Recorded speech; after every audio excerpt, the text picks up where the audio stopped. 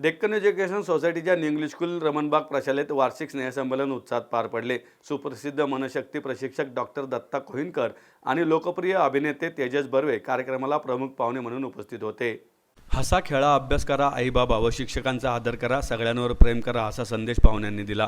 प्रशालेच्या मुख्याध्यापिका अनिता भोसले यांच्या कुशल व कल्पक मार्गदर्शनानुसार स्नेहसंमेलनाची रूपरेखा निश्चित करून कार्यवाही करण्यात आली। कार्याध्यक्ष राजेंद्र पवार व कार्य उपाध्यक्ष रुचा कुलकर्णी यांनी स्नेहसंमेलनाचा कार्यभार सांभाळला। विद्यार्थी प्रतिनिधी म्हणून वेदांत जोशी व श्रेयस जाधव यांनी काम पाहिले। शाळा समिती अध्यक्ष डॉक्टर शरद आगरखेडकर, वित्त नियंत्रक डॉक्टर विनयकुमार आचार्य, संस्थेचे सदस्य मिलिंद कांबळे यांची सन्माननीय उपस्थिती व मार्गदर्शन लाभले।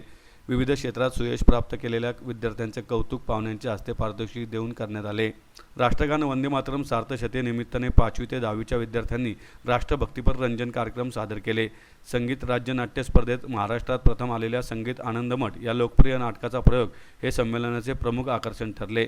भारताच्या स्वातंत्र्य लढ्याचा इतिहास प्रशालेतील विद्यार्थ्यांनी स्वातंत्र्य समर या दैदिप्यमान महानाट्यातून साकार केला। या दोन्ही नाटकांचे दिग्दर्शन प्रशालेचे नाट्यकर्मी शिक्षक रवींद्र सातपुते यांनी केले, तर नेत्रदीपक नेपथ्य प्रशालेचे उपमुख्याध्यापक व कला शिक्षक जयंत टोले यांनी केले।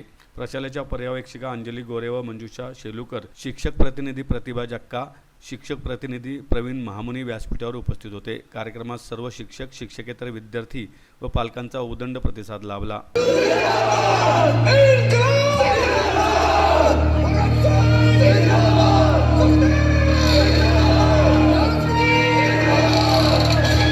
सुखदेव राजगुरु, उनकी फांसी की तैयारी करो।